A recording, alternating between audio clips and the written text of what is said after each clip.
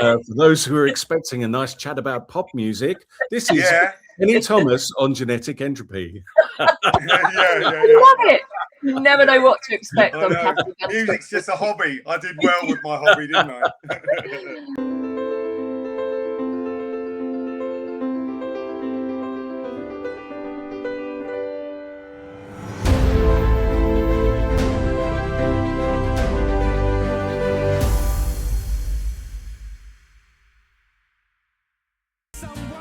We're joined today by Kenny Thomas, English-born soul singer who had a successful solo career in the 1990s with no less than 8 UK top 40 singles and 2 UK top 10 albums. He's still touring. Find out about that and much more in our conversation today. Girl, you're looking sweeter now. You're looking finer every day. I wish that I could love you in a special way. Hello and welcome to Catholic Unscripted. I'm Catherine Bennett. I'm Mark Lambert. And joining us is no less than superstar Kenny Thomas, soul superstar of the 1990s. Kenny, I was saying before we started recording this, every chance I had a poster of you on my wall, and here we are now talking with you. You're very welcome. How are you? Those days are long gone now, a poster boy. I don't know, you're still touring, aren't you?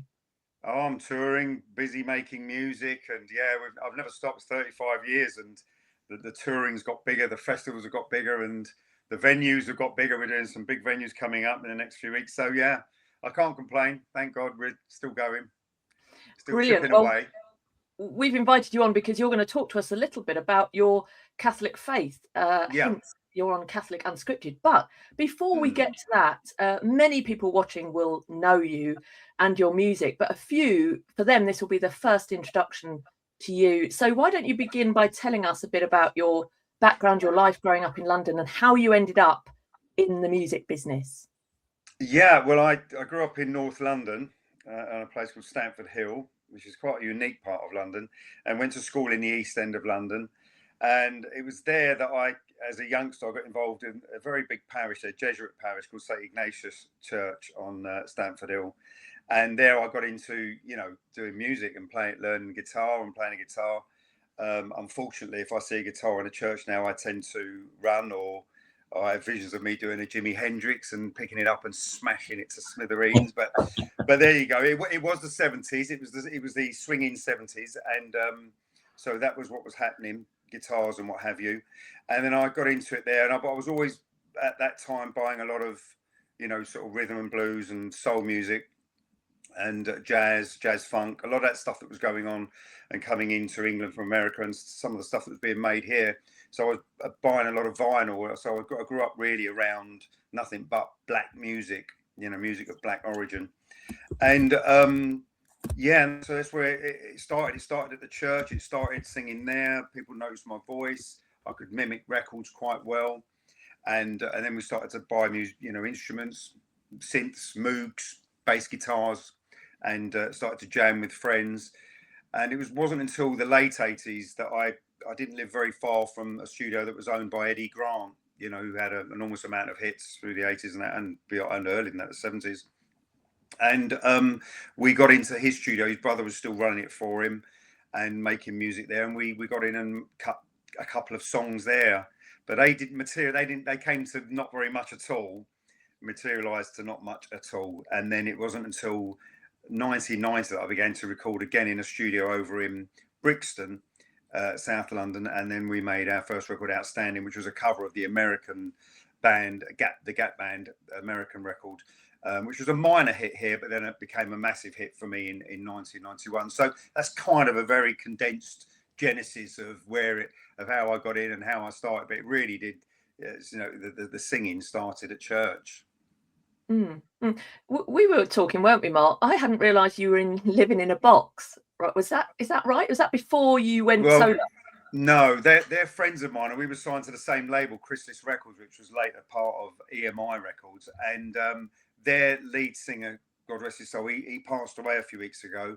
But a few years back, he hung the mic up and decided that he really didn't want to do it anymore. And they were friends of mine. I said, look, we've got a load of 80s festivals. Would you like to jump in and sing, you know, the songs? Richard Derbyshire was a very, very good singer. And so, and they were friends of mine. And I thought, well, let me just have some fun, dive in and be the front man for a little bit and sing some of their songs. And it'll put me in front of an 80s audience. And I'm essentially a 90s artist. And it was great. And we did that for a while until it really began to clash with my thing, my own gigs and my own music. And that became busier and busier. And I ended up sort of beginning to clash. So I said, look, you know, it's been fun, but I've got to focus in on my thing, you know. Yeah. And you mentioned church there. So if we step back a little bit, your music singing started at church. What was your family upbringing? Were you born into a Catholic family? So my mother passed away and my father both passed away some years now. My mother was Spanish from the Canary Islands, from Las Palmas. So the Catholicism came down through my mother. My father was, I suppose, technically Church of England, although that doesn't mean very much because he wasn't really going to. I think he'd attended a Catholic mass more times than he'd ever been to an Anglican service. So yeah, that's what he was, and that side of the family were generally viewed themselves as Church of England, but there were some atheists thrown in for good measure. And just to top it off, my father was also a Freemason, so that was great. And essentially, what happened was towards the end of his life, he got dementia and Alzheimer's. It got quite bad towards the end, but before it really became a problem, he was baptized in his hospital bed at Barnet Hospital by a very good traditional priest friend of mine. So you could say at the 11th hour he was he was saved by the bell. And so he came into the church really about 2.5 years before he passed away. But he had his faculties enough to sort of make a yes or a no. So, you know, that's how that happened in 2013. He sort of left it all behind, but for some time he'd left his Freemasonry behind. He hadn't attended for a number of years, and you know, I suppose he was just like sort of still a member of sorts. But yeah, we managed to get that Freemasonry a good kick in, which I was happy about that. So yeah, it was a long life of ambition of mine, and a lot of prayer went into, can I get him out of that? And I I don't want to offend anyone who's part of the lodge. Well, I do actually. So the thing is, we do. Yeah, I know, because some people view it as a boys' club and a man's club, and and a sort of like philanthropy and charitable stuff. But I growing up with my father, we clashed. We were locked horns a few times, and when I questioned it, he was limited on what he could say. There was a lot of sort of silence and secrecy surrounding it.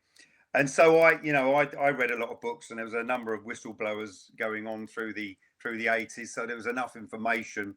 In fact, the best book you can read it was written by an Anglican, and it's called Darkness Visible.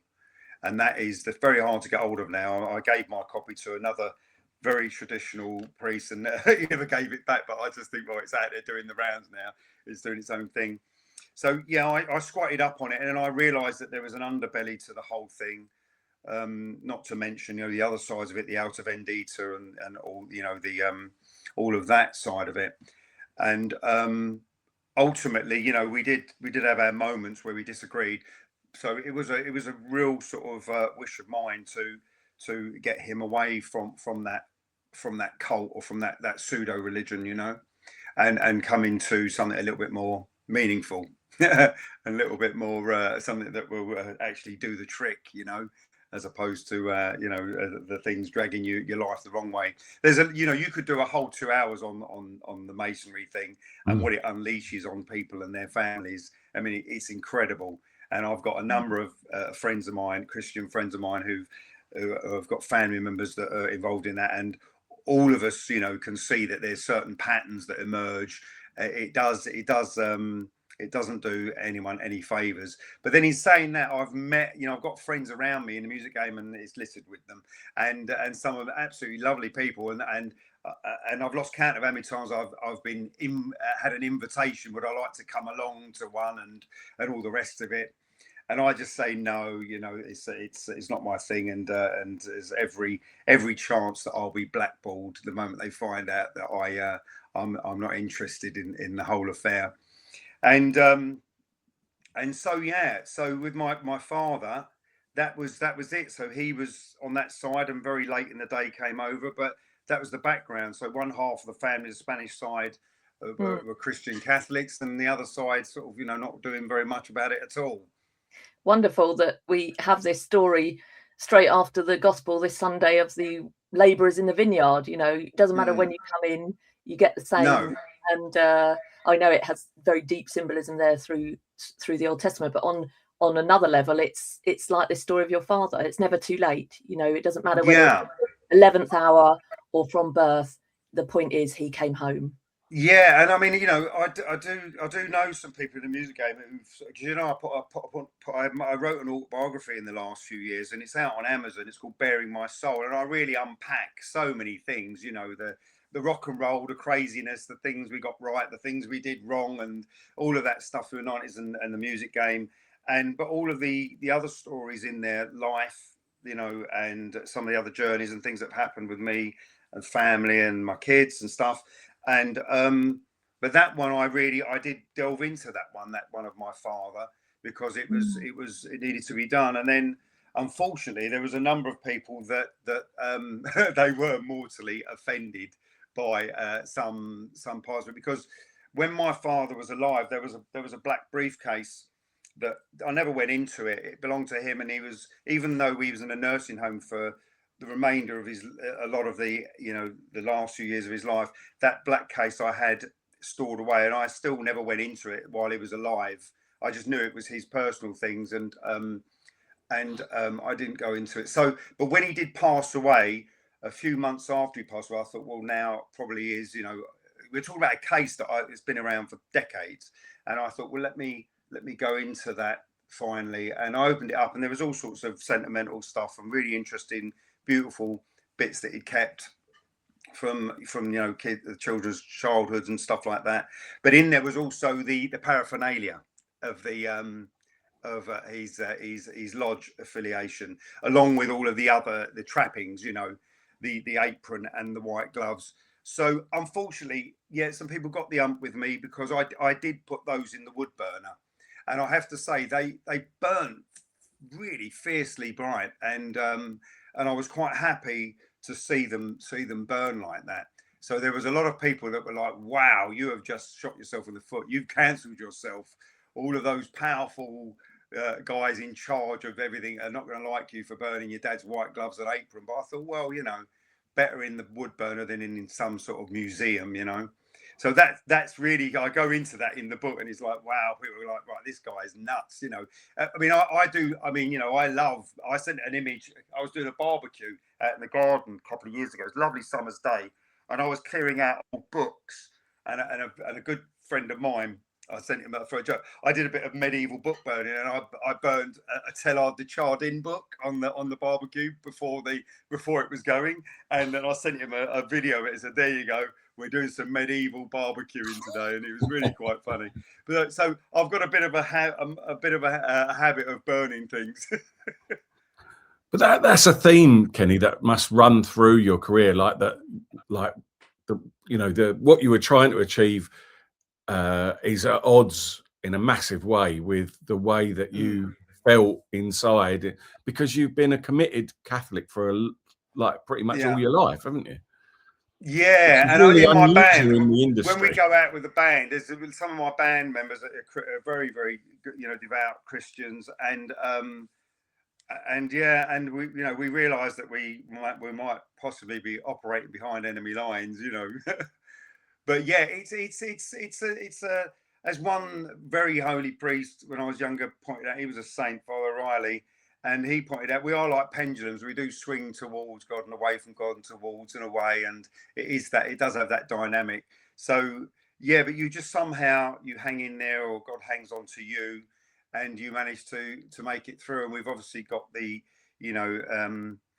a very, very the benefits of everything that we have in the Catholic Church. You know, the sacramentals, the sacraments, all of it, and not to mention the Mass itself and all the rest of it. So yeah, when you're on your travels and you're touring and doing music, there's all, you know, that's the good thing about it being universal. It kind of helps, isn't it? Because wherever I went around the world, you can lock into it and find. Whether I'm in Paris, I could get myself down to Rue de Bac, or if I was, you know, in Milan, or Cologne. There's all the places you can go to have those moments and connect with your faith or with the faith every time. So in that sense, yeah, you somehow you manage to plow through, don't you, whatever life throws at you. And of course you're doing something very different for a living, but then, you know, it's great. Music is a great gift, and it brings a lot of joy to people. There's no reason why we should shy away from it purely because there are some unscrupulous maniacs running the business at times, you know. Definitely. Well, it's funny because I kind of think, like, you know, soul music is particularly is often described as kind of secular gospel, isn't it? So, like, when you go, it is. Like, it comes from that. It comes from that, really. So when you go to the traditional, I know you love the traditional Latin Mass. We often bump into each other over the years at different places. Like, do you experience something similar to that? Like, not emotionally expressive on the surface, perhaps, but charged with a deeper and almost dangerous intensity beneath that kind of restraint. And has that changed how you understand what soul, if you like, really means? It's a tricky one. Yeah, there are connections, similarities, and things where, you know, there are similarities because you're dealing with emotion and dealing with, you know, things on deeper levels. Yeah, and you're again, you're I suppose you're always searching for the things that are, you know, the transcendence of things. You know what I mean? And music does have that in there to a degree. It's no substitute for, you know, for the true spirituality, but it does have its part. And certainly, yeah, I can see how things they connect up, and for me as a person, my particular personality, it all makes sense, and it's dealing with things that are beautiful. Although you could say a lot of the modern music being made now lacks the beauty, but you know, the truth, the goodness, and the beauty, and those things that obviously we attribute to God in an infinite way. But certainly with music, it should be in there. It should have truth and it should have beauty. Soul music lends itself to that a bit more than some other genres, which, as you know, are, you know, the frequencies are wrong and the words are wrong, and they lend themselves to other things and other energies. Bad word to use, sounds a bit new age energy, but you know what I mean. There are other energies demonic, that demonic, basically, spiritual stuff that utilizes these frequencies and utilizes this kind of music. And what I do is uplifting. It's soul music. And it tends to be, you know, as soppy as it sounds, it tends to be a lot about love, or a bit of heartbreak thrown in there, or loss, but all the human elements and emotions and journey. And again, if you talk about the traditional Latin Mass, I mean, the fact that I can go and I point it out to my kids, you know, there's parts of this Mass that go back, you know, hundreds and hundreds of years, you know, quite possibly maybe even parts of the canon that go back to, you know, the you know, St. Peter himself, and, you know, the Roman canon. And where can you see that in the world? Where can you experience that? What is there in the world that's quite like that anymore? You know, so yeah, it's that impact. You know, I remember my first ever Latin Mass. It was just like mind blowing. Tell us about that, because there seems to be a contrast in my mind anyway between like the polyphony, you know, and the organ and the sort of soul genre that you've spent your career in. So you obviously you love polyphony. Is that because you've got an eclectic, like a Catholic approach to your musical tastes, or like, you know, has your taste changed over the years and you've grown more sort of like to love that kind of thing? Or I listen to all sorts of music, but I do remember going often, you know, to recitals and stuff like that, and sitting in cathedrals and listening to the organ and different things like that, and obviously Gregorian chant, the simplicity of it all.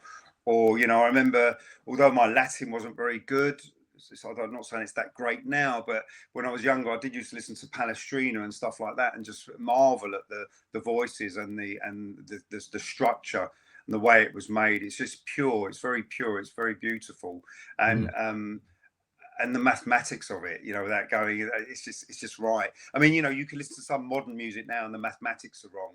The structure's wrong. The theory, it's just a bunch of noise that somehow, when they put it together, it does something. But it moves people on a different way. And then there's like a trinity in music. Has anyone ever said that to you before? There's like a kind of like a, not the Trinity, we know what that is. There's a triune aspect to music. So there's the beat side that moves the body, that tends to move the body, the beat, and then you've got the melodies tend to stimulate the intellect, and harmony, as far as I remember now from what I've learned over the years and things I've read, it corresponds to the will. So you got those things, and then when you sort of like accentuate or exaggerate one aspect of it, you've got these sort of things that are heavy sort of beats and like some of the dance music. And I love dance music, believe me. I love to go out and shuffle the foot every now and then. But when you do go down some of these things, they can be utilized in a way that can just purely move the physicality of the body, or they can move the emotions. Music moves emotions, and that isn't a bad thing. But there are other things that move emotions negatively and in ways that produce results that aren't good. So music has that power. But going back to that, the traditional mass and stuff like that, it's just it's everything, isn't it? It's all the senses are engaged, the eyes, the sense of smell, the ears, everything's lifted and everything is engaged. The body's being used in ways that it isn't, in terms of like the postures and the kneeling and all of those different things. So the whole being is engaged, isn't it, in the act of worship, and that is what blew me away really when I first ever went to in the early 80s. It was the early 80s where you couldn't get to any, and because I was born in 68. So that means when I was born in 1968, for that first year of my very small life, my mum would have taken me to the old rite. I wouldn't have known that. I was too young to have any level of awareness. Then, of course, in 69, in come the Novus Ordo. And then everything changed, and by the time you get to the 70s, it's going completely nuts, isn't it? It's just and I was in a Jesuit parish, so you had the real saints on one side who were really holy and old school, and then you had the ones that were saving the rainforest, and it was liberation theology and all the rest of it, justice and peace, and let's go crazy, and so but then a friend of mine who now passed away, he was a convert, and he was a very very holy man, and a friend, Norman, and he said, look, I'm going to take you to something. We went to a very early morning to the Brompton Oratory, one of the few places where you could get to that mass. And for the first time in those early 80s, I went to the Brompton Oratory, and I saw that mass there. It was in the little oratory, the one to the side of it, and I remember thinking, wow, my first thought was, so this is what I've been robbed of. This is what was stolen. This is what, has been ripped away. And I saw it. I thought, wow, this has really got to be the one that I go to. This is it. This is the real McCoy. I'm not suggesting the other one's invalid. It's just incomplete in many ways, humanly speaking, on a human level. It's it's incomplete, and I wouldn't even say, is it illicit? I don't know. Some people argue for that, but certainly there are elements of it that are just theologically bankrupt. I mean, I think it always strikes me as quite amazing, that was the journey you were on. A boy from Stamford Hill. I don't know if you saw, we interviewed Father Rosario. I don't know, the Marian Franciscans. I don't know if you've I've come across them, and he's sort of from that Peckham Tooting on a council estate, Right. like, you know, in that area. And Yeah. again, he's been drawn to tradition, and it just, the transition just fascinates me from, you know, like from that council estate sort of background. I'm from the same sort of background, and yet, you know, it's like you get to share in the greatest treasure in the world, doesn't it, that you can access in the world.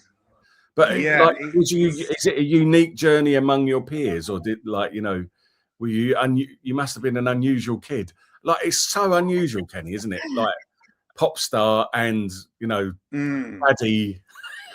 Yeah, I mean, I was a bit of a strange character, you know, growing up as a teenager, because I was always, I really, when I got to about 13, 14 was when I was on this quest for the truth to uncover and know everything. So I went and looked everywhere. I wasn't remotely interested in some of the cults, but I certainly went and had a good look. I wanted to know what they were on about, what made them tick. And so, you know, I do that. I remember going into one of the Moonies places in London one night, and one afternoon down there near Tottenham Court Road. And I remember I know that they put you in a cubicle and they hit you with videos and that, and they try to get lucky, you know, see if they can brainwash you. I thought, I just went in, I said, go on, stick me in one of your cubicles, let's get your videos going.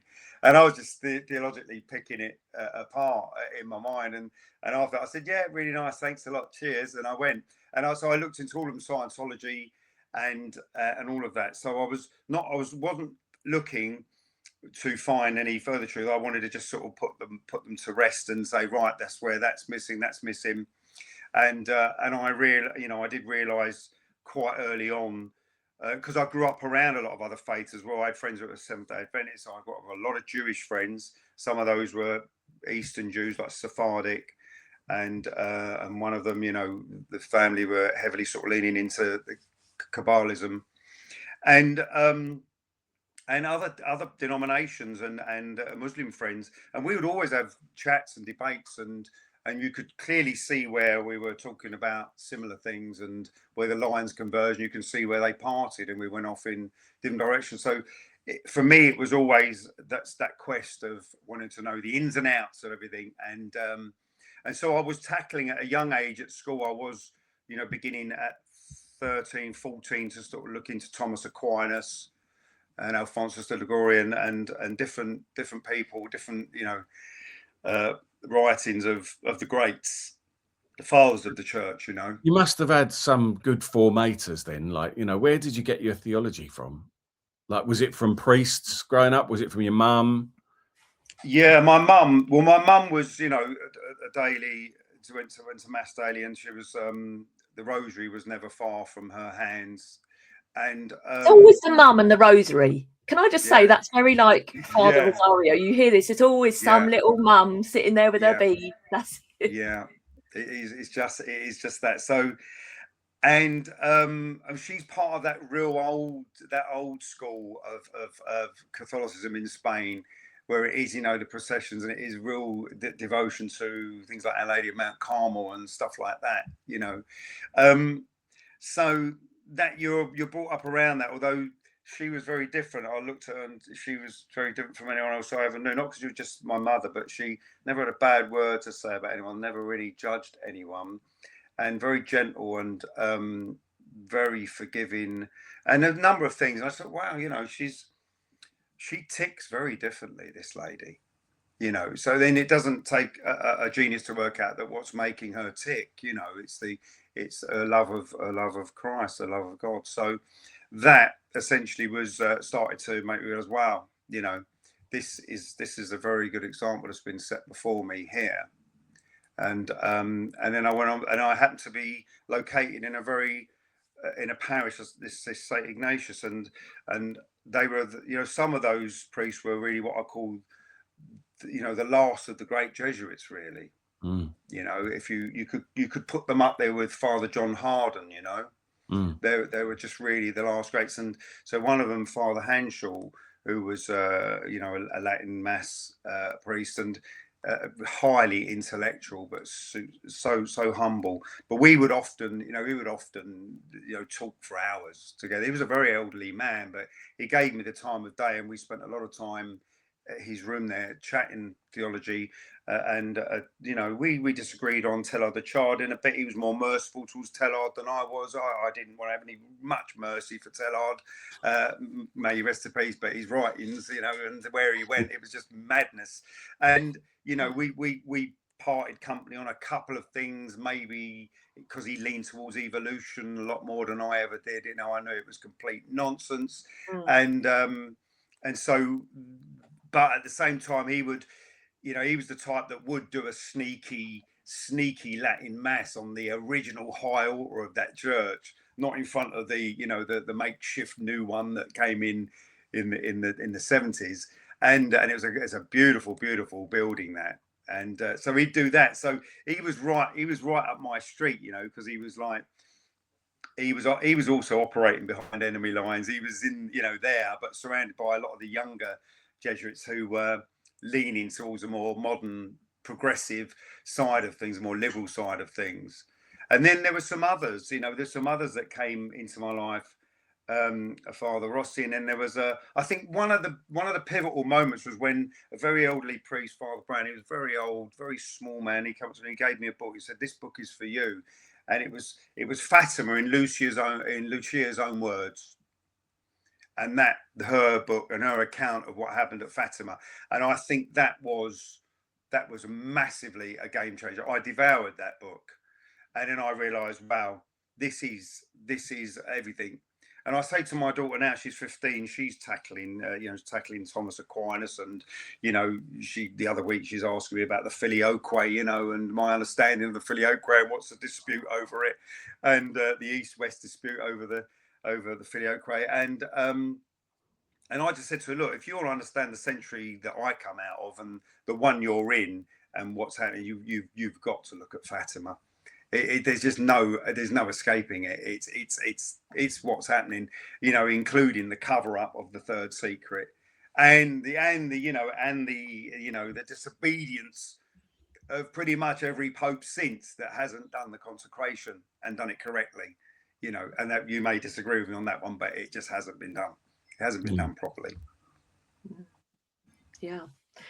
No, agreed. But you were, oh gosh, I don't know where to begin because there's so much in what you're saying. I'm thinking, which thread do we pull at? There's a bit of me that wants to ask you a bit more about evolution, because I know Mark and I disagree. I'm inclined to your position, which is I have concerns about the way in which evolution is presented to children at school as the final word, and it just is a fact and they have to accept it. And I think it's really problematic.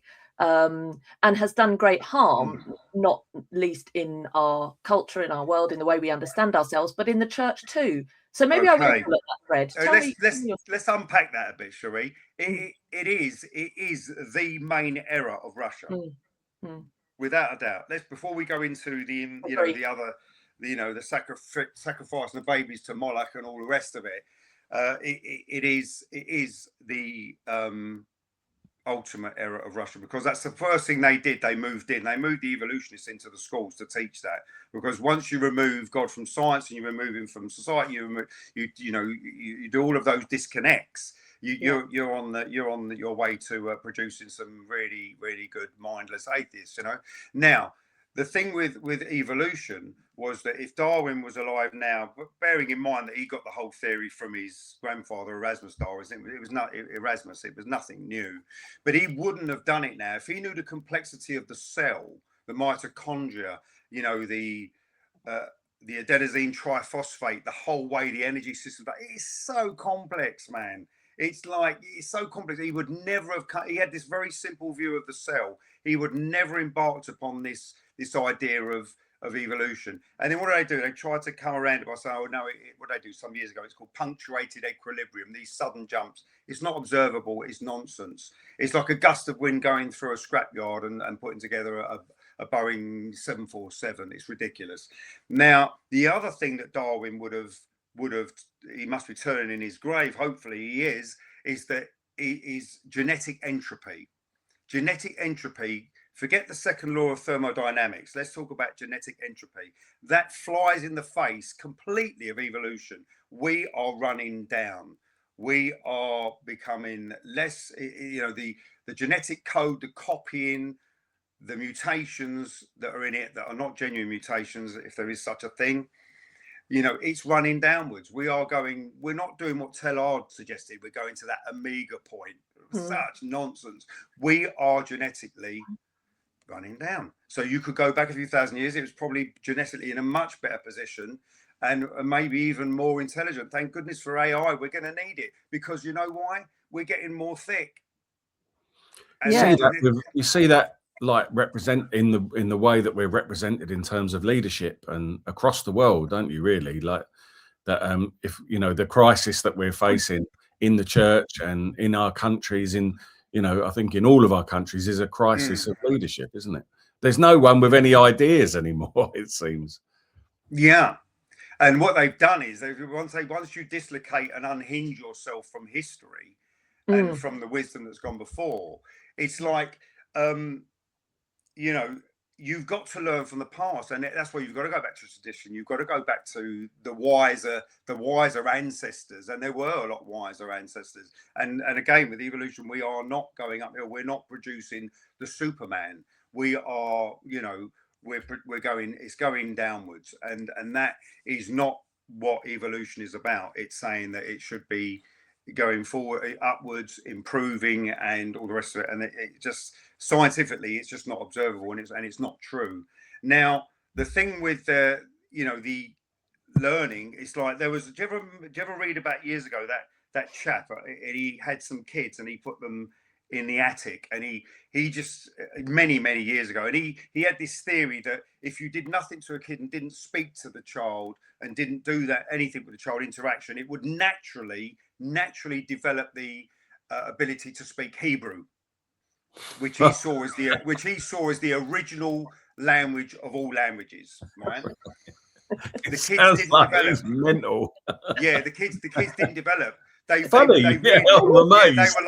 were like feral kids, they were feral, and they didn't develop all of those things that you learn in those, especially those first 5 years that you learn by observation and being taught by parents. So that shows you that we do learn from others, and there's no way a half monkey hominid, less than human, is going to teach the next generation up things more human. It's just not possible. You have to come from a very, very high point, a very, very, and we're talking about sophisticated civilization that was highly sophisticated in the past, and building things that we can't build now, like these huge megaliths, the structures, the stone structures that we haven't even got a crane that can lift those now, cut them with that precision. So we're talking about very advanced civilizations, highly intellectual, knew the stars, knew mathematics, all this, and we're not going uphill, we're going downhill, and that is the point. So you have to learn, unless you go back in history. That is same for liturgy, same for Christianity. We've got to go back, and you've got to have a look, because it worked back then, and what we're doing now doesn't work. There's no springtime. Where's the springtime? Open the windows, and it blew the baby out with the bathwater. I'm so glad you're addressing this, because it's something we haven't spoken that much about, but I do think it's increasingly an area. Mark's laughing and thinking for those who are expecting a nice chat about pop music, this is Kenny Thomas on genetic entropy. I love it. You never know what to expect on Catholic. Music's just a hobby. I did well with my hobby, didn't I? It's just one of many narratives that we have been fed as the final word, fait accompli, and then you just have to accept it. And I it's think the fine tuning, isn't it? The fine tuning of the universe is just mathematically, it's mind blowing. It's exactly. But also this idea, once you plant that seed and you say, okay, evolution is how things have come to be, you then see that manipulated in the church in how we understand the development of doctrine. And we say, actually, the development of doctrine can be a change of kind, and you think, well, that's not unconnected. It's not uncoupled from our understanding. So it's quite pernicious in the way it sort of sets the ground for accepting rejection of tradition and a misusing of Newman's idea of the development. Newman's idea of it was very, very different, you know, and yeah, it's the difference between micro evolution and macro, isn't it? We're talking about these little greater understandings of the truth, but it doesn't change the form. It doesn't change the kind, if you like. Yeah. But no, we're dealing with some absolute insane stuff now, and the Rhine continues to flow into the Tiber. It really does, and you've got this, you know, madness of like the mediatrix and co-redemptrix. I mean, that's getting a good kicking at the moment. I mean, but you know, it's like, what you're going to do? You're going to everything have a dispute with Maximilian Kolbe now. You know, Maximilian Kolbe would say you're talking nonsense. This is the crisis that's just erupted with the SSPX as well, isn't it? Where, you know, just yesterday they've announced that they're going to consecrate some new bishops. Consecrate some more bishops, yeah. Obviously, they've lost 2 bishops recently, so they've got to the point where they did. kind of, and we've got this situation now where, you know, I wrote something yesterday on the website about like Francis's chickens really are coming home to roost, aren't they? Because they are, yeah. You know, like we've had episcopal consecrations by the Chinese government. That's absolutely fine. That's all right. We got Cardinal Hollerich saying that the church is wrong about same-sex relationships. We've got Father James Martin going around doing all kinds of dodgy stuff. But you know, the Vatican is going to condemn the SSPX, is it, for consecrating bishops, doing basically what China has been doing. Depends who's running the Vatican. You know, it's like, as in, you know, you've got, in one sense, you've got the church, you've got, you know, that's founded by Jesus Christ and all the rest of it, and then you've got this sort of the human side of that institution, which we know, you know, we know it's been invaded, we know it's been infiltrated, we know that, you know, we only got to go back to, you know, the hanging of Calvary from Blackfriars Bridge, Fratelli Neri, you know, the Black Friars. And he was, you know, he was killed probably by Propaganda Due, you know, the P2 Lodge, and because of the Banco Ambrosiano collapse and scandal. And you realise that that's going on still, you know, that stuff is because it's a human. There's human beings in it, and there's millions of them, and certainly, you know, that they have the capacity to do some wacky stuff, you know. Well, where would the enemy when it be comes most to money and power? Yeah, well, exactly. Where would the enemy be most effective? You know, but that's where he's going to want to be operating, isn't it? In that institution that can do the most good. So, but going back to the SSPX there, though, let's have a little chat about that. Now, you know, that's how you want to view. How do you want to view canon law? I mean, that's the thing. It's like, you know, I'm not going to reduce this to some relativism or relativistic thing where my truth, your truth, and my conscience says I've got to do this and it feels right for me, because then we can make everything relativized and everyone's doing okay. I mean, this person wants to go out and you know, sort of commit genocide, but he's okay because he feels this is the right thing to do. You know, this is okay. Well, we know that breaks down because, you know, you've got the objective truth, and you've got, you know, the moral law, or the natural law at least, that is instructing us on a basic level of what we should and shouldn't do and what's right and wrong. But when we get down to the SSPX, you've got to come down to sort of certain aspects of canon law, and that is do they view that there's a state of emergency, like Archbishop Lefebvre did? Do they view that there's a state of emergency? Truly, honestly, is there a state of emergency? And they will go, yes, we want to ordain priests in the old rite, and they want to confirm kids around the world in that rite, and we're not being allowed to do that, even though we've asked very politely. So you think, well, okay, a state of emergency does appear. And then the other thing is, go back 100, 200, 300 years. No one was ever asked about who could do a bishop. They were told afterwards. There was no telephone line. There was no WhatsApp. You know, there was no internet. So Rome found out sometimes a few years later that so-and-so had been appointed for that see, because guess what? There was a state of emergency. There was no bishop for that particular diocese.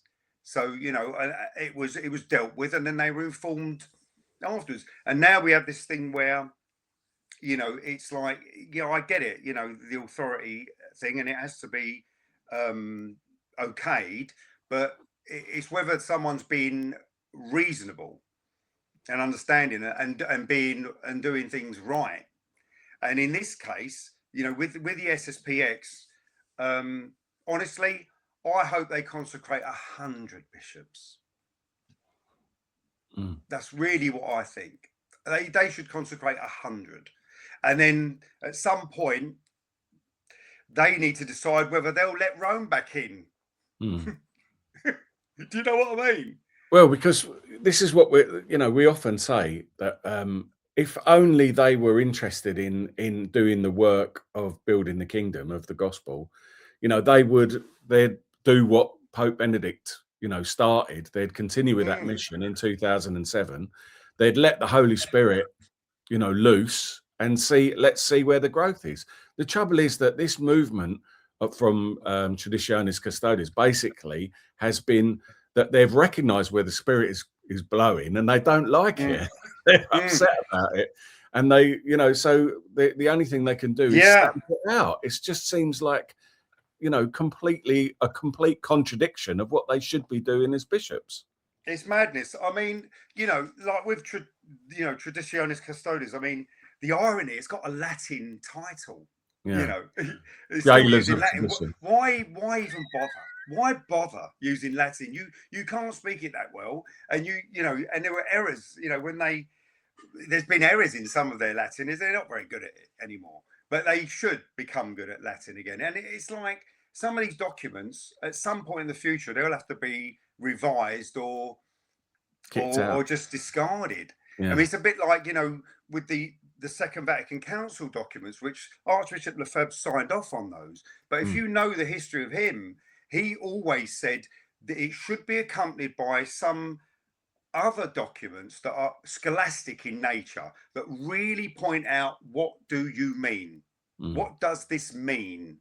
So, for instance, like, you know, the idea of, you know, that Christ Church subsists in the Catholic Church. It doesn't subsist. It is. It doesn't subsist. It is. So that thing was so ambiguous and so deliberately put in there, you know, do we need to name them?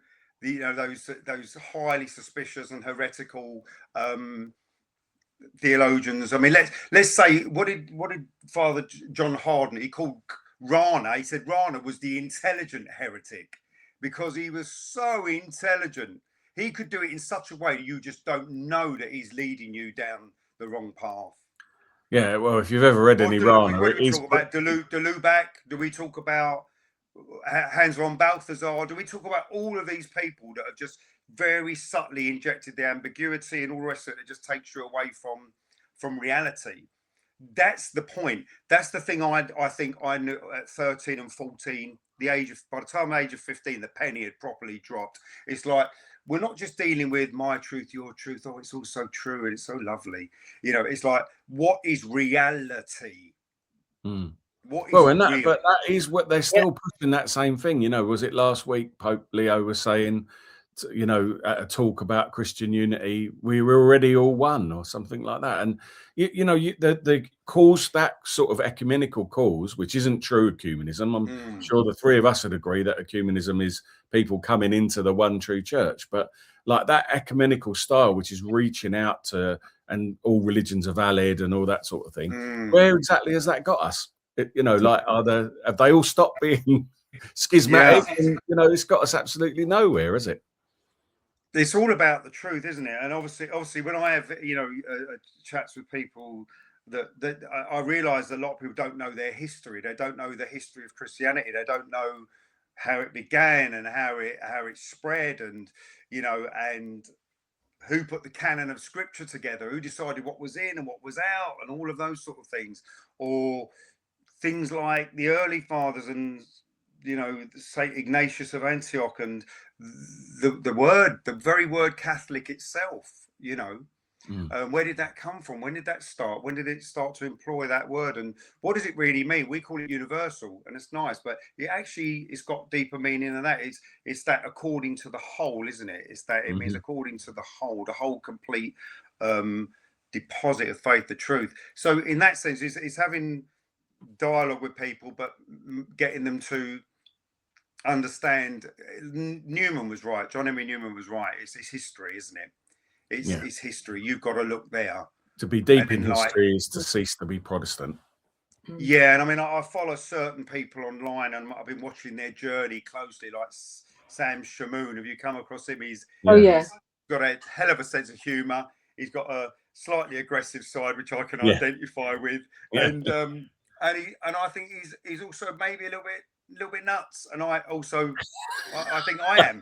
So I like that too. But I've watched his journey, and his journey has been one of looking at history, isn't it? Looking back at the early fathers of the church, and realizing that, you know, some of these positions of Calvinism and all the rest of it that just don't hold up.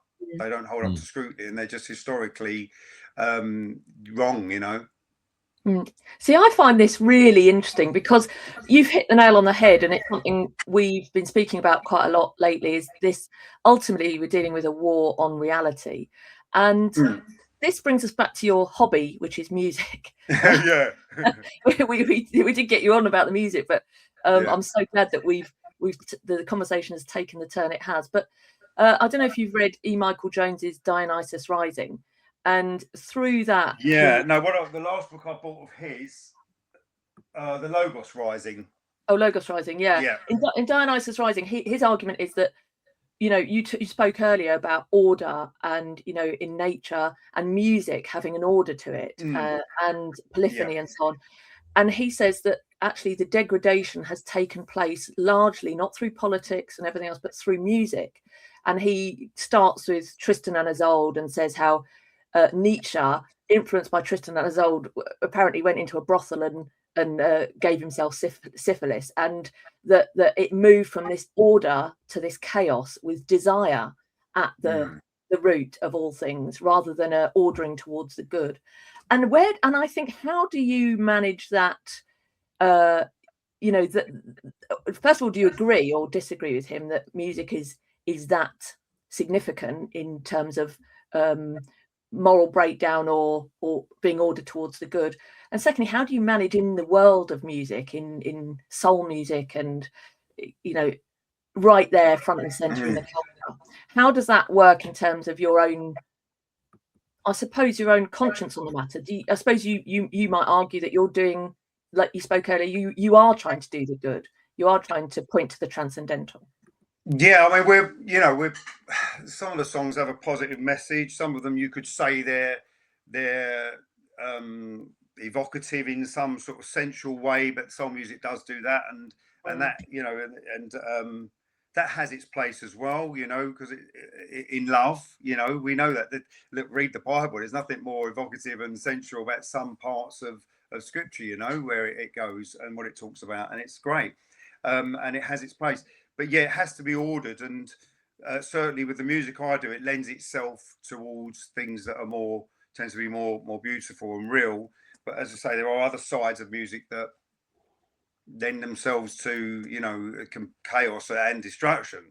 And we've seen that. You've seen that with what some of the kids have listened to, or the music they've been into, and some of the things they've gone and done, or even, you know, some of them, you know, youngsters have taken their own lives, and you dig a little bit deep and you realize the kind of music and how they were influenced lyrically and stuff like that. And there's the power of the individuals who are making that music. They suddenly become like an authority on things. You know, they're asked in the press about politics, the rest of it, and really all you do is you make music. The Beatles are an example of that.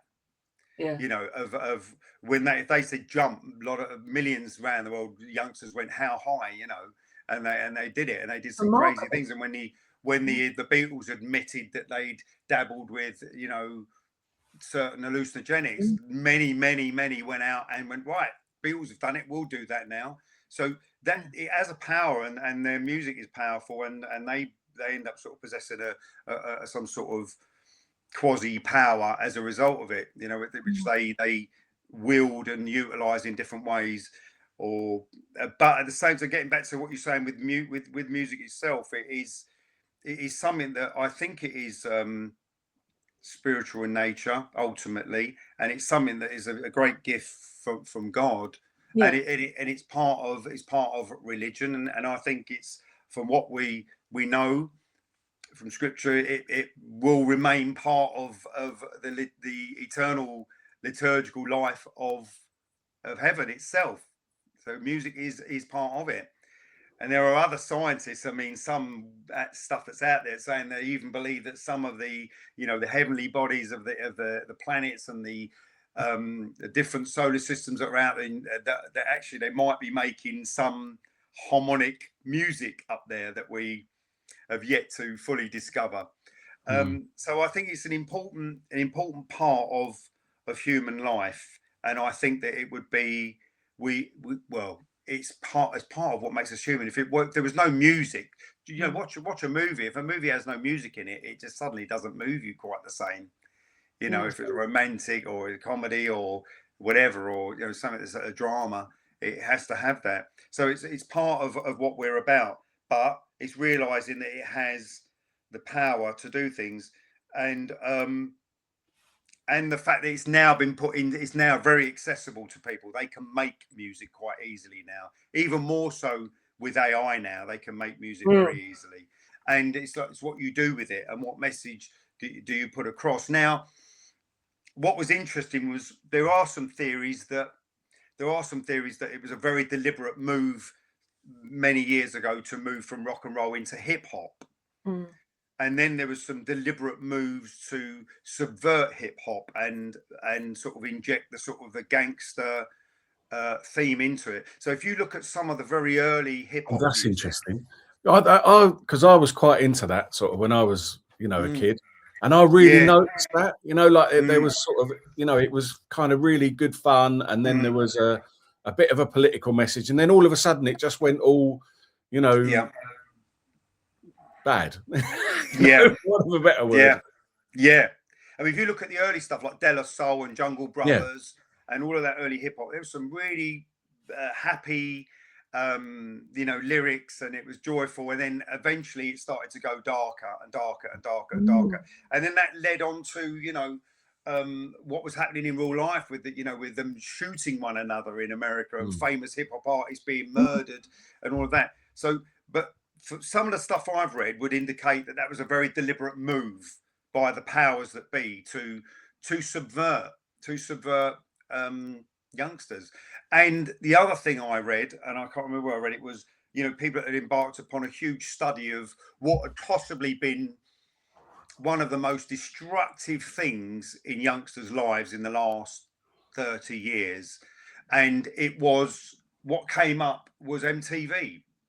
It was highly destructive because it moved from just playing videos and music, and it went into other areas that were just like really not healthy, and now it's obviously MTV is no more.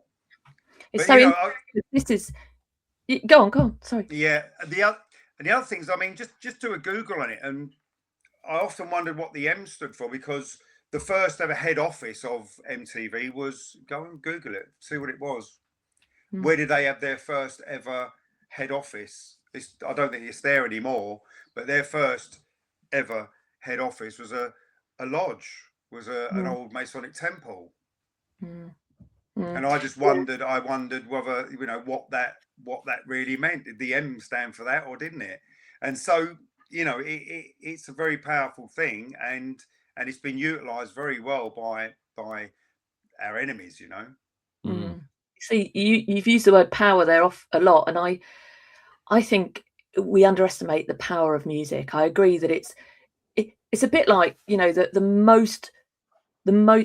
devil can't create, he can only distort and pervert. And of course, music inherently is beautiful and good and true, but it also has the power to be used to be distorted and used for bad. And my fear is, when I think about my own life, we were talking about this in Tennessee, weren't we, Mark? Some of the music I was listening to, not yours, Kenny, during the maybe the 90s, I got into some really dark bands, and I would say some of the most sinful things I've done in my life, or the depths that I've plummeted the lowest, was influenced by music.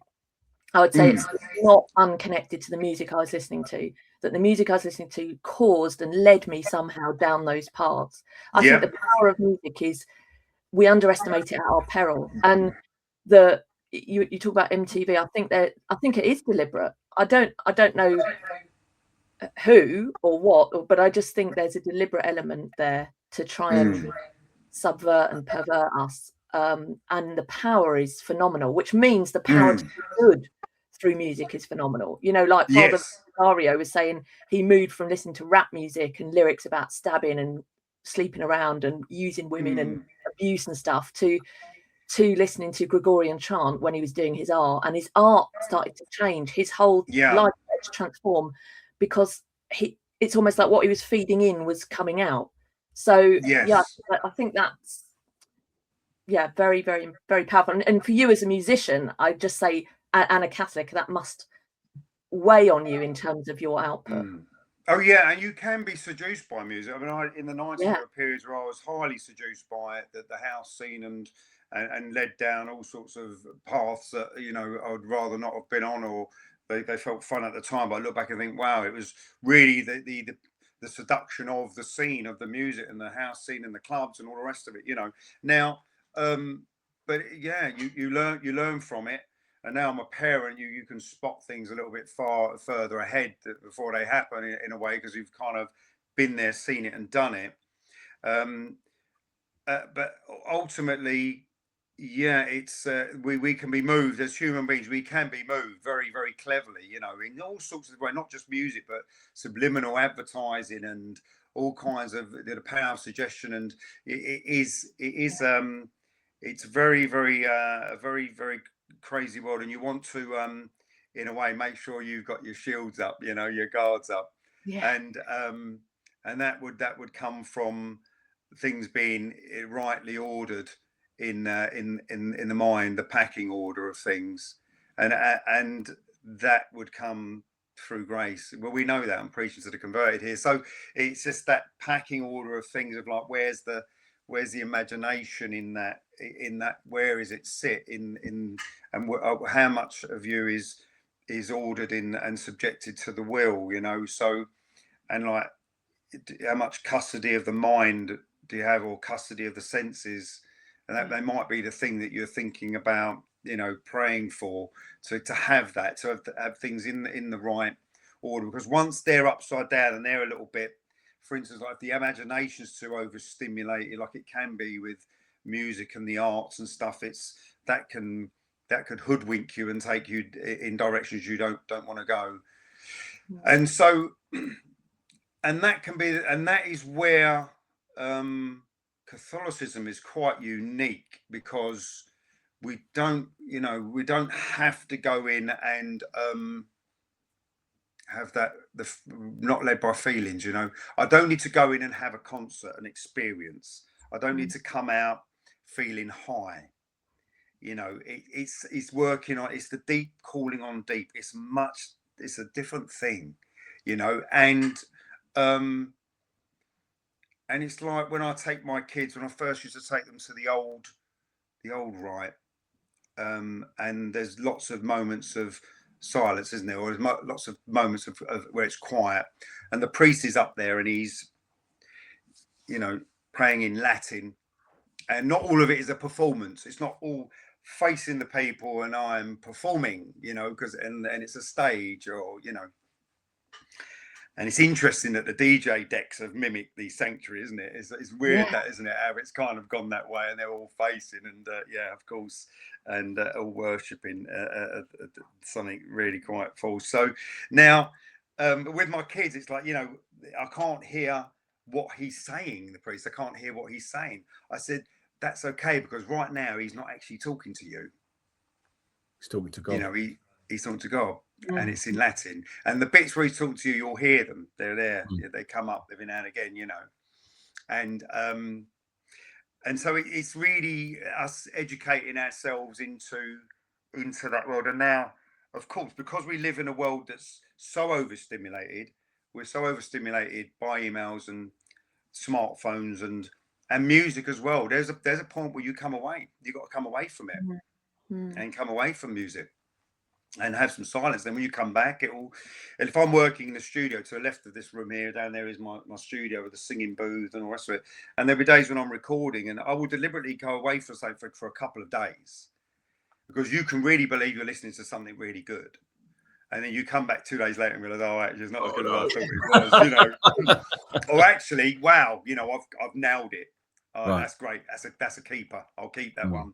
So it's really important to come away from it. But with our liturgical life and the way that it is with us in the church, if you go back to traditional values and the way it's done, then that kind of silence and contemplation and those areas that liturgy, for instance, the old rite liturgy gives you, is something that we need to understand to appreciate, because when you've grown up through the 70s like I did, and it was seriously crazy, and there were some real unusual novelties taking place, you realize that, well, you have to get over that, and come back to sort of like, this is where it's at, this is really where it's at, and this is where you can grow in the silence, you can grow in that quiet time. You don't always grow when there's too much noise. Well, we've taken up over an hour of your time, Kenny, and we'll let you go briefly. Right. Very quickly, perhaps, before we move on and ask you what you're doing now, you spoke about being a parent, and I spoke briefly about the impact of music and the dark places it took me in my youth, in my 20s, and you suggested the same. How has that informed you as a parent now? Because I look back and I think, my goodness, thanks be to God, my children aren't living the life I was living at their age, and by God's grace they won't get into some of those things. But has it made you more cautious? Are you cautious about what they watch, or how many screens are in your house, or the kind of friendships they have? How do you direct their lives, influenced by your own youth? You've got to be a bit careful with things, and be aware of what they might be watching, or what might be. Sometimes it may not be what's popping up on their electronic devices. It might be what's someone at school has. We've had a couple of instances like that where someone at school has shown them something on their electronic device that they shouldn't have seen, and it's policing it and safeguarding it, but in a way that also, as they're getting older, my eldest now is 15, you realise you're coming into that age where, in the next 2 or 3 years, there will be a few mistakes, and you've got to also have that kind of understanding that that's going to be part of their lives too, like it was ours, making mistakes, but hopefully they won't be anywhere as big as mine or as disastrous, but it turned out okay, considering that some of the things and scrapes I landed myself into. Now your mum and those beads, see. Yeah, it's the rosary beads, isn't it? Now with the kids, you've got to be very mindful of these things, and because it's they're living in this very short, bite-sized world now, where if a song doesn't grab someone, for instance, in the first 20 seconds, and forget about it. Those days of listening to an album by an artist and falling in love with an album track and realise it was better than the hit single. Tom Waits droning on for however long. Yeah. So those kids, they everything's very, and they're scrolling and doing these sort of things, and everything's very, very quick. And in a way, we've also been kind of steered down that route. The other day I was in a hotel, and I had some news channel on. I just thought, hold on a minute, there's about 5 or 6 different things going on this screen. There's the scrolling at the bottom. There's another little window up there. There's that over there. I was like, well, which one?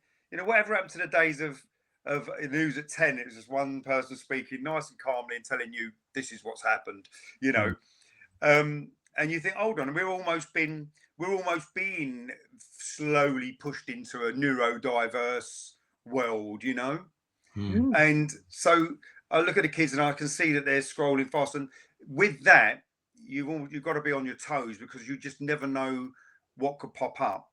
So I noticed there's been time when they're watching a little bit of YouTube and they're following things that are quite innocent and really quite entertaining, actually. But all of a sudden, something bang will pop up that isn't right, and you think, right, on it. It's very, very difficult to fully police that, but you've got to be on the ball. And I think having a little idea of what you want them to be exposed to and not at certain times, obviously, and as they're getting into their teens, some of that becomes a little bit out of your hands because they're around other peers and they're on the buses going to school, and who knows, you know, like we were, you know. But we didn't have these smartphones and internet. We didn't have that. It's hard to believe. Such a short space. It's hard to believe in such a short space of time. I don't feel that old. And when we were their age, we didn't have phones. We had 4 channels, and then latterly a 5th. And now it feels like this exponential boom. And now, oh my gosh, it's like, you know, take the lid off the genie. It's just and it's changed the music game forever, because I mean, my kids do not watch TV. So, you know, when people say it'd be great to have Top of the Pops back, the kids won't be watching it. They will not watch it. If you had Top of the Pops, it was a great show. I did it 9 times, loved it. It was great fun. But the thing is, they will not watch it because they're not locked into any TV like that at all. And they've got their certain people that they follow, who might be someone who's got a lot of information on some Xbox game that they're into or something like that. And they won't watch these. And like with my kids, I swear, if I went in there now, you know, they're at school now, if I went in and later, so I said, what's number 1 in the charts at the moment? What's number 1? And I know because I've done it. And they would go, what do you mean? What are the charts? Yeah. It's totally gone, isn't it? But just on a more listening to Mark Goodyear doing the countdown on Sunday on radio. But like just on a more personal level, you know, like I often get upset about the fact that, you know, we don't have that physicality with music anymore. You know, that like you nailed it with the getting to know an album, and you know, I remember something like Peter Gabriel's "So" was that in the 80s. You know, the first time I listened to it, I hated it, and it sort of really grew. Like you'd spent money on it, you'd spent your pocket money on it, so you were going to play it anyway. And like eventually, you know, now it's like one of my favorite albums of all time. Like you build a relationship with an album, don't you? And pick out and you have different tracks that you like at different times, and you could go through your music collection. I mean, I've still got all my CDs in a big box over here. But I got boxes behind me. You know, you don't get to go through stuff anymore now. It's all, like dictated by the algorithm, and I kind of feel detached from it in the way that there's a song there, "Slave to the Algorithm." Slave to the algorithm. We're giving up Grace Jones. See if she wants to cut a new version. Slave to the algorithm. Now, the other side of it is this. Like, for instance, so when I was a teenager and I started to go out and go to some of the down to Westminster Cathedral, to some of the conferences and things they had, I would rely on getting cassettes. Do you ever remember a company called CV Productions? I can't say I do. No. We're going back to the old days of cassettes in the 80s, and they used to do talks, and the talks were amazing. And I had a whole one. I had a big one on the Catechism by Father Hugh Thwaites. He was a great priest. Now, you can't. That hasn't been digitized. I've tried to go over it because it's a brilliant series. Now, but this is before we get into the age of CDs, and I'm listening to cassettes, and there was one, you know, that was given to me. I was about 15 at one of these things down Westminster, and it was Proofs of a Conspiracy, and it was 2 tapes, 2 90-minute cassettes. Wow, that was mind blowing. It was talking about, you know, that was the first time I ever heard New World Order and, you know, the idea of a deep state and all the rest of it. That was deep. I'm 57. I was 15 when I got those cassettes.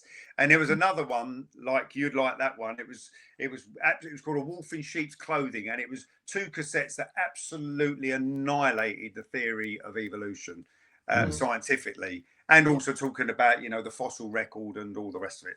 Now, the point I'm making here is my kids don't have to go to those things and in search of it or be handed it. You know, my daughter now is, you know, she goes online and she can listen to Father Chad Ripperger, and she can lock into, you know, some of the, the Remnant or people like that if you want to. And at the same time, she's listening to some of these really deep debates that are going on, some theological debates, and it's fascinating. You know, I would have been like a kid in a sweet shop in 1983 and 84 if I had access to that, and we didn't.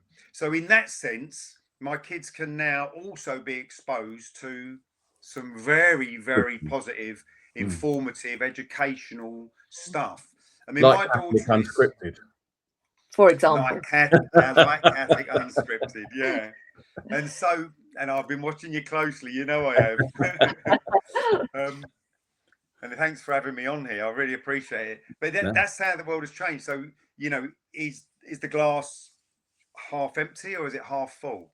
pros and cons. Yeah, Let's say half full, because there's some very, very good things going on out there. Very good. Yeah, that's true. And it's the reason why some of the tyrannical narratives are being broken down is because finally people are able to ask questions and delve into things that were always beyond their ability to do so. And as all they're seeking is truth. I'm not talking about conspiratorial, you know, dark corner. I'm saying it's just truth. Just, is this as it's been presented to me or not? Well, as I find out more, the more I think perhaps it's not quite as it's been presented, whether that's evolution or other narratives. So, yeah, I think it's definitely worth saying there's good there too. Yeah, and you know, we're in, you know, we are quite possibly, we're in crazy times. You know, serious apostasy, possible looming elements of chastisements. I do not know what's coming. I don't know. But I do know that, you know, everything works for the good, you know, and certainly with the way that it's changing technologically. I mean, a friend of mine who's not a Catholic, but he's a very devout Christian. I don't think he really was someone that would have taken like the Shroud of Turin very seriously. Especially after that bogus, you know, carbon dating test, which was taken off the wrong bit of cloth, as we know now. But have you looked into what AI is beginning to uncover from the Shroud? It's really mind blowing. Yeah. And I sent him one the other day. And I said, check this out. This new AI information that's coming out about this ancient burial cloth. Make of it what you will. And it's like, and he was like, wow. For the first time, he was like, yes, you know, that this needs to be taken seriously. Yeah. And so, you know, we've got exciting times where it's changing, but it will come good. It will come good. It always will. Yeah. There's a happy note to end on. Kenny, thank you. Yeah, well, this conversation, I don't know about you, Mark, it's wonderful. We began with a prayer in the green room, and just as always, we say, you know, the Holy Spirit directs our speech, and who knew where we would go? But I'm so glad that you've joined us and we've had this conversation. It's been wonderful. Yeah. Well, anyway, I'd love to come back, Bob. Just if I survive, there's probably a lengthy queue of Freemasons outside my front door. How dare you burn your dad's apron? Well, talking of which, why don't you tell them and everyone else where they can find you? Where they can find me. So tell us about your upcoming events. So if you want to go to the website, it's www.kennythomasmusic.com, and I'm out on tour in March, and we're up and down the country. I haven't got the dates in front of me, but I do know we're at the Hammersmith Apollo, and you know, a few other big venues around the country. So that's the tour in March, and then later on the year there'll be numerous festivals, and later in the year probably another smaller tour that we're planning as well. So we're out there, but the place to check it out is at the kennythomasmusic.com. And you just got an album released last year. Unstoppable is your latest album. Unstoppable, yeah. So that was a new album, first proper studio album in a long time. Where's the best place to get that? Hey? Where's the best place to get it? Oh, well, a lot of people, unfortunately, are good for them, but not so good for us. They're streaming it. So you can stream it on the usual Spotify's and Apple and stuff like that.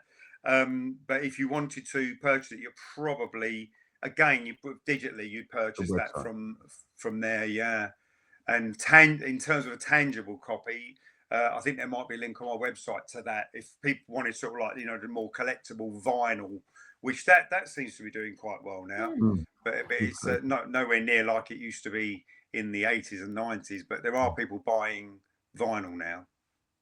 I remember going to get my purple vinyl, The Cure. I think it might have been Friday Night.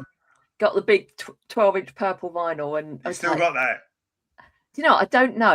Yeah. After my mum died, I think my dad might have misplaced them. So there's Oh. loads of my Oh, loads of my old records have that would be disappeared. I quite had a massive collectible record. now. I was so proud of that record collection. It's Yeah, probably that good would- it's binned, to be honest with you. It wasn't doing me any good. But Well, yeah, but you might have done all right of it on eBay because Yeah. there's people after stuff like that now. But anyway, yeah, there we it's are. been wonderful talking to you guys. Thanks, Kenny. Yeah. Thanks for coming on. Thank you. Thank you. We've had a Catherine great and Mark. time. So take a look at the links below, check out Kenny Thomas and maybe go and see him live. Give us some backstage passes, Kenny. Can we come and hang with you? You can, if you want to come along to one of the days, if you fancy it, let me know. Excellent. Mark, just let me know. All right, mate, we'll do. Just come along if you fancy. Yeah, bring your earplugs. Yeah. Oh, Headphones. great. Couple of old codgers.